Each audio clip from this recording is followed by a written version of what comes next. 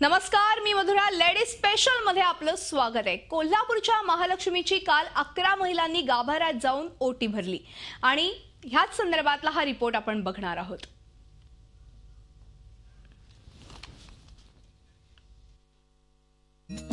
कुठल्या देशी कुठल्या वेशी कुठल्या रूपात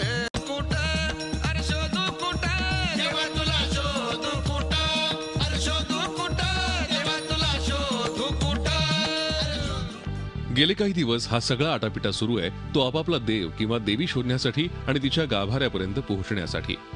3.5 शक्तिपीठांपैकी एक कोल्हापूरची महालक्ष्मी.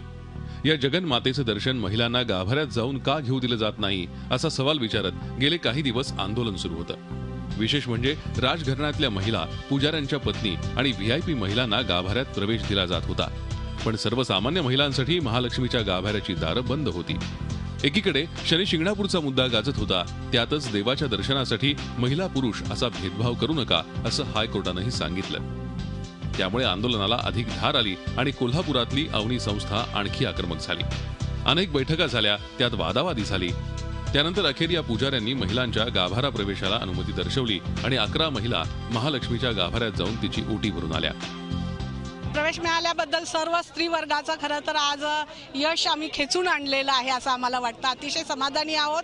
यापुढे सर्व ठिकाणी जिथे जिथे पुरुष जातील त्या ठिकाणी महिलांना प्रवेश दिला गेला पाहिजे, यासाठी आम्ही लढाई देत राहू आणि आम्ही आमची लढाई अशीच चालू ठेवू. शाहू महाराजांचा विचार आहे, शाहू महाराजांचाच विचार ताराराणीनं पुढे नेला आणि तोच विचार आज कोल्हापूरच्या कोल्हापूरनं समानतेनं पार पाडला, महिलांचा सन्मान केला असं आम्ही इथं मानतो. आज आम्हाला गाभाऱ्यात जायला मिळाल्याचा प्रचंड आनंद झाला. डॉक्टर बाबासाहेब आंबेडकरांनी जे आपल्याला संविधान दिलं त्याच्यामध्ये जे स्त्री पुरुष समानतेचा आम्हाला हक्क दिला तो आज आम्हाला मिळाला असं आम्हाला वाटलं. खूपच आनंद झालाय आजच्या या सगळ्या घटनेमुळे.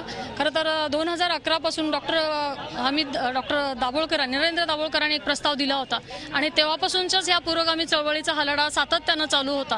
पण अलीकडे शनीच्या चबुतऱ्यावरती जो प्रकार झाला आणि स्त्रीला इतकं अपमानित केलं, तोपर्यंत आम्ही शांत होतो, ठीक आहे चाललंय चालू दे म्हणून. पण शनीच्या चबुतऱ्यावरती एक मुलगी जाते काय आणि तिचा इतका म्हणजे स्त्रियांच्या विषयी इतक्या वावड्या मीडियावर, व्हॉट्सअपवर इतके घाणेरडे प्रकार चालू होते. त्यावेळेस हा लढा लढणं गरजेचं असतं आणि केवळ ह्याच भावनेनं आणि स्त्री पुरुष समानता महाराष्ट्रात नव्हे तर विश्वभरात निर्माण व्हावी या भावनेनं आम्ही आज मंदिरात प्रवेश केला. तृप्ती देसाई यांनी 13 एप्रिलला कोल्हापुरात जाणार असल्याचा इशारा दिला होता. मग त्याआधीच क्रेडिट वॉर रंगलं आणि देसाईंच्या भूमाता ब्रिगेडच्या एंट्री आधीच अवनी संस्थेनं गाभाऱ्यातला प्रवेश साधून घेतला. पण महिलांना प्रवेश कधीच नाकारला नव्हता अशी पुजाऱ्यांची भूमिका आहे.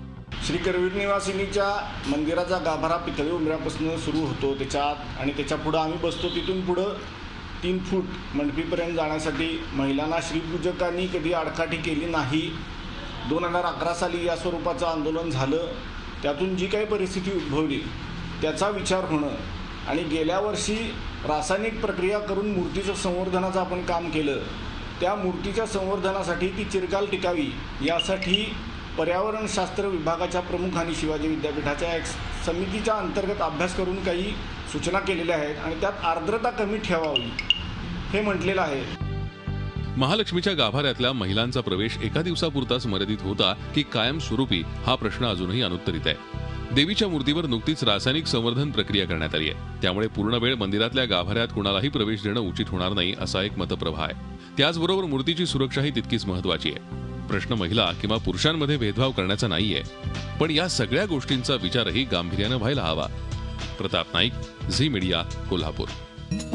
कुठल्या देशी कुठल्या वेशी कुठल्या रूपात कुठल्या देशी कुठल्या वेशी कुठल्या रूपात देवा तुला शोधू कुठं अरे शोधू कुठं देवा तुला शोधू कुठं अरे शोधू कुठं देवा तुला शोधू कुठं. यानंतर एक धक्कादायक बातमी आहे. द्वारकापीठाचे शंकराचार्य सध्या अनेक जावई शोध लावतायत. त्यांनी असंच एक अजब विधान केलंय. शनी शिंगणापूरमध्ये महिलांना चौथऱ्यावर प्रवेश द्यायला त्यांनी विरोध केलाय. शनी हा पापग्रह आहे आणि त्याची पूजा केल्यामुळे महिलांवरचे बलात्कार वाढतील असं ते म्हणाले. शंकराचार्यांच्या या वक्तव्यांमुळे आता नवा वाद निर्माण होण्याची शक्यता आहे.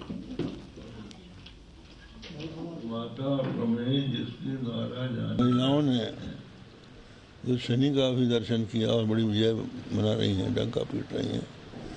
शनि की दृष्टि अब महिलाओं में पड़ेगी तो जो रेप की घटनाएं हो रही हैं और बढ़ेंगी.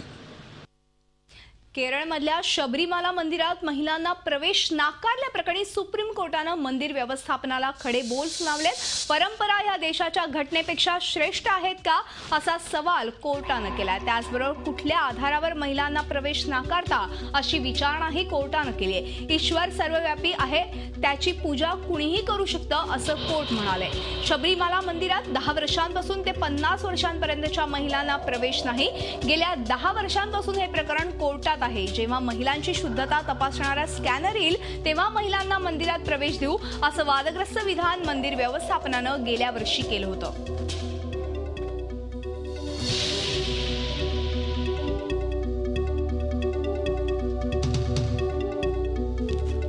एका बाजूला महिलांना मंदिरांमध्ये प्रवेश मिळवण्यासाठी राज्यात रणकंदन सुरू आहे, मात्र दुसऱ्या बाजूला पुण्यातल्या स्वाती ओतारी एक वेगळं काम करतायत. कुठलाही गाजावाजा न करता इथे गाभाऱ्यात जाण्याचा प्रश्नच नाही, देवच तिच्या दारी येतोय.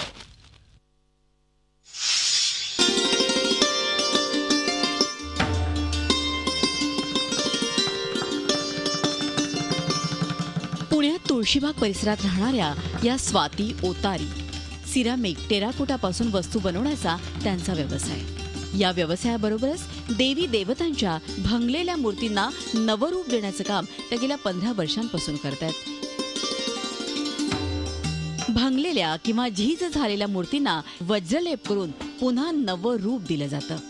मूर्ती घडवण्याचं काम जितकं अवघड त्याहूनही कितीतरी पटीनं अवघड काम म्हणजे तिला वज्रलेप करणं. याचं कारण मूर्तीच्या मूळ रूपाला धक्का लागून चालतच नाही. देशामध्ये अशा प्रकारे मूर्तींचा वज्रलेप करणारे शिल्पकार अगदी हाताच्या बोटावर मोजण्या इतके. मात्र हे अवघड काम स्वाती ओतारी अगदी सहज करतात. त्यांच्या या कामाची सुरुवात झाली कसबा पेठेतल्या कालिका देवीच्या मूर्तीपासून. 15-16 वर्ष होऊन गेली मी वज्रलेपाचं आणि शेंदूर काढायचं काम करते. आमच्या ओतारी समाजाच्या कालिका मातेचं मंदिर आहे कसबा पेठेत. त्याचं नाक नथ घालून घालून तुटलं होतं, म्हणजे ती 350 वर्षापूर्वीची वगैरे आहे. तर तेव्हा माझ्या मनात आलं की देवाचं नाक तुटलं हे काही चांगलं वाटत नाही. तर म्हणून मी त्यावेळेस ते दुरुस्त केलं त्या गुरुजींना विचारून. त्यानंतर आत्तापर्यंत ते चांगलं आहे. मग त्यानंतर खूप अशी देवळं पाहिली की त्यामध्ये खूप असे देवाचे अवयव भंग पावले किंवा हे झाले. त्यामुळे ते दुरुस्त करावं किंवा अजून काही करता येईल तर बघावं. तर ते मग एक काम केल्यानंतर दुसरं यांना कळालं. असं करत करत ते बऱ्याच ठिकाणी काम केलं गेलं. वज्रलेपनाबरोबरच मूर्तींवरचा शेंदूर काढण्याचंही काम त्या करतात. वज्रलेपापेक्षाही हे अवघड काम. महाराष्ट्रातल्या बहुतांश देवी देवतांच्या मूर्तींना शेंदूर लावण्याची पद्धत आहे. शेकडो वर्षांपासून मूर्तीवर असलेला शेंदूर काढताना मूर्तीला इजा होऊ न देण्याचीही काळजी घ्यावी लागते. पुण्यातला तुळशीबागेतला गणपती, ओंकारेश्वर मंदिरातली मूर्ती यांच्याबरोबरच खेड, शिवापूर, महाड इथल्या मंदिरातल्या मूर्तींनाही वज्रलेप देण्याचं काम त्यांनी केलंय. सर्वात अवघड म्हणजे का की या जुन्या मूर्तींचा रेफरन्स काही नसतो आम्हाला, की ती कशी 400 वर्षापूर्वीची 1000 वर्षापूर्वीची त्याचा काहीच फोटो नसतो किंवा ती माणसं पण नाही आहेत आता कुठली. तर ते खूप कौशल्य पाहिजे तुमच्या आणि एक म्हणजे स्टॅमिना पाहिजे की तुम्ही तिथे वेळ 4 दिवस लागतात, 8 दिवस लागतात का 2 दिवसात होते. ती सर्व परमेश्वराची कृपा आहे की तो किती लवकर आमच्या हातनं काम करून घेतो. कारण ही तशी पाहायला गेलं तर सेवा आहे. मूर्तीचं पावित्र्य राखलं जावं म्हणून सोहळ्यात राहूनच स्वाती हे वज्रलेपाचं काम करतात. हे काम म्हणजे परमेश्वराची सेवा असल्याचं त्या मानतात. मंदिरांमधल्या गाभाऱ्यात महिलांना प्रवेश असावा की नाही याबद्दल राज्यात घमासान सुरू असताना एक महिलाच थेट मूर्तींच्या वज्रलेपनाचं काम करते, अतिशय शांतपणे, कुठलाही गाजावाजा न करता. अश्विनी पवार, झी मीडिया, पुणे.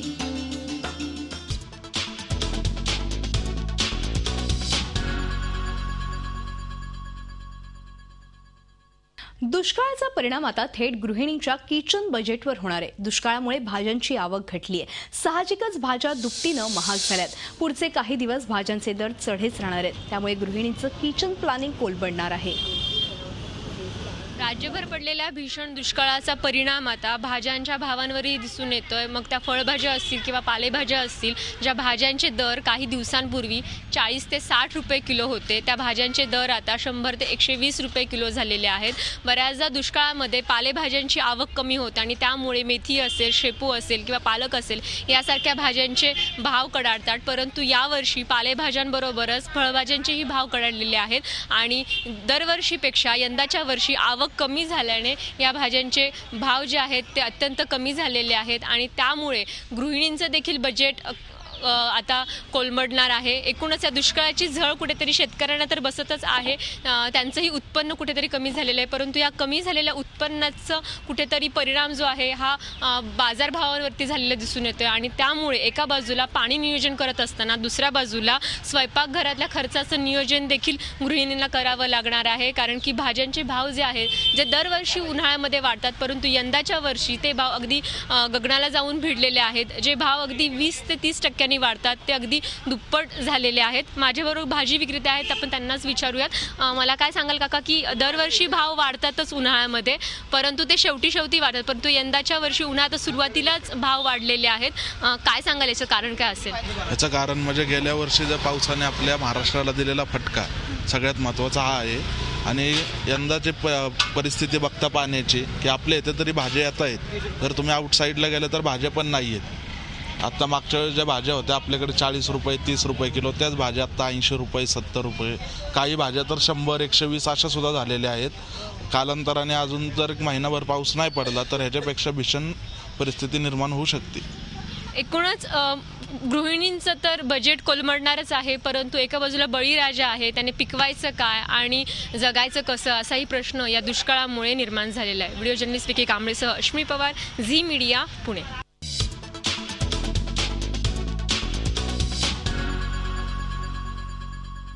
भारतातली टॉप बायकर विनू पालीवालचा अपघातात मृत्यू झालाय. ती 44 वर्षांची होती. मध्य प्रदेशातल्या विदिशामध्ये तिचा अपघात झाला. विनू सध्या तिच्या बाईकवरून देशाची सफर करत होती, पण तिची बाईक स्किड झाली आणि त्यातच तिचा मृत्यू झाला. तिला तातडीनं हॉस्पिटलमध्ये नेण्यात आलं, पण डॉक्टरांनी तिला मृत घोषित केलं. 180 km/hनं हार्ले डेव्हिडसन चालवण्यासाठी विनू प्रसिद्ध होती.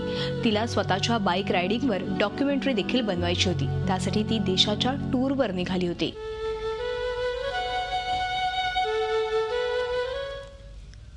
अभिनेत्री करिश्मा कपूरनं आपला पती संजय कपूर आणि सासरच्या लोकांविरोधात तक्रार दाखल केली होती. मात्र सर्वोच्च न्यायालयानं ही रद्द केली आहे आणि संजय आणि करिश्मा यांच्यातील वाद सामंजस्याने मिटल्यामुळे करिश्मानेही आपली तक्रार मागे घेतली आहे. त्यामुळे सध्या तरी या हाय प्रोफाईल फॅमिली ड्राम्यावरून पडदा उठलाय.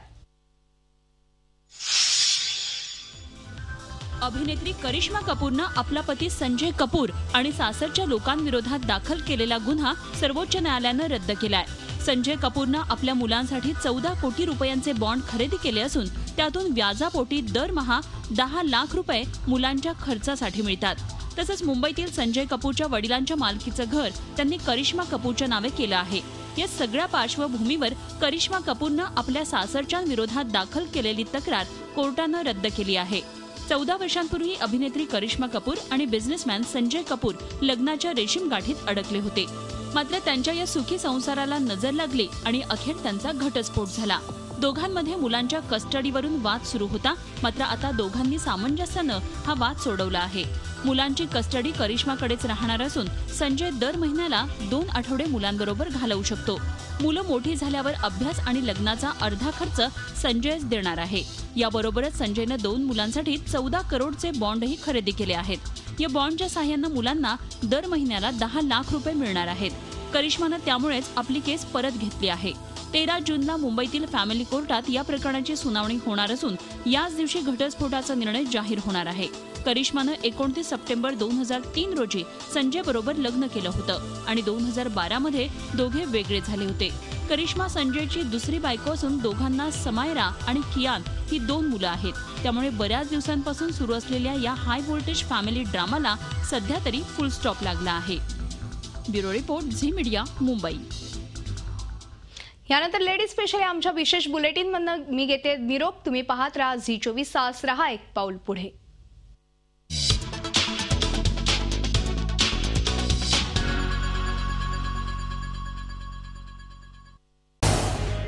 झी 24 तास रहा एक पाऊल पुढे.